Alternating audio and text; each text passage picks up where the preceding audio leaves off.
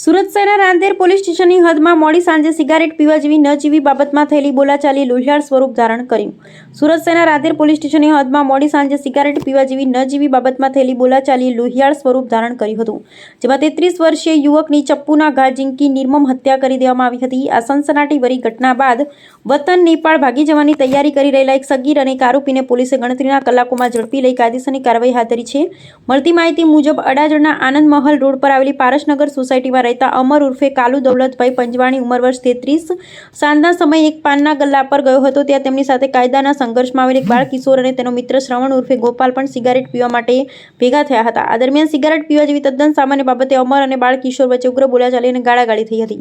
આ ઝઘડામાં બાળ કિશોરને મનમાં માઠું લાગી આવતા તે ગુસ્સામાં ત્યાંથી પોતાના ઘરે ચાલી ગયો. ઘરે પહોંચી કિશોરે રસોડામાં વપરાતું તીક્ષ્ણ ચપ્પુ લીધું અને ફરી બહાર નીકળી ગયા. ત્યારબાદ તેણે પોતાના મિત્ર શ્રવણ ઉર્ફે ગોપાલનો સંપર્ક કર્યો.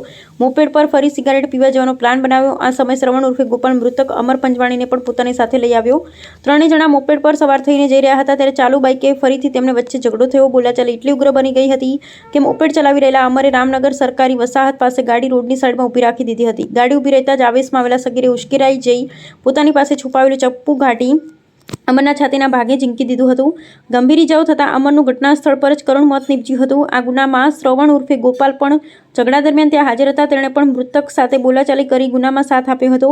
હત્યાના ગુનાને અંજામ આપી આરોપીઓ નાસી છૂટ્યા હતા. બનાવની ગંભીરતાને ધ્યાનમાં લેતા રાંદેર પોલીસ સ્ટેશનની સર્વેલન્સ ટીમ તાત્કાલિક એક્શનમાં આવી ગઈ હતી. હત્યા કરી બંને આરોપીઓ પોતાના વતન નેપાળ તરફ ભાગી જવાની ફિરાકમાં હતા. જોકે પોલીસે ગણતરીના કલાકોમાં જ આરોપી સગીર અને શ્રવણ ઉર્ફે ગોપાલ રાજેશભાઈ વસાવાની ધરપકડ કરી લીધી છે. રિપોર્ટર સુનિલ ગાંજાવાલા, સુરત.